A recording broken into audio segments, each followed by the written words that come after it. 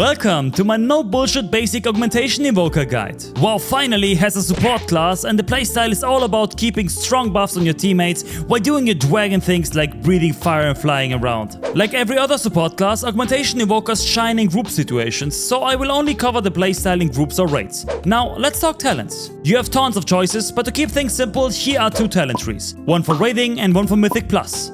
Our main goal is to maximize our uptime of Ebb and Might while buffing our group with Prescience and Blistering Scales. Every 2 minutes we also have a group nuke button with Breath of Eons. This is our general priority list. Keep Prescience always up on 2 high DPS players. Use Ebb and Might on cooldown. Tip the scales for Fire Breath, Upheaval, Breath of Eons, Time Skip but hold it for Breath of Eons, Eruption, Blistering Scales on a tank, and Living Flame or Azure Strike as fillers. It is important to know that Ebb and Might prefers targets with Prescience on them, no matter if they are nearby or not. Here is our opener. Ideally you want a 15 seconds pull timer because we want to precast Prescience on DPS 1, then Blistering Scales on the tank, Prescience on DPS 2, tip the scales, Ebb and Might, and Living Flame. Then when the pull actually starts, we cast Fire Breath, Upheaval, Breath of Eons, Trinket and Pot, Time Skip, refresh Prescience on DPS 1, cycle Eruption and Living Flame, then use Fire Breath, continue cycling Eruption and Living Flame, refresh Prescience on DPS 2, and Upheaval. How should you use your cooldowns?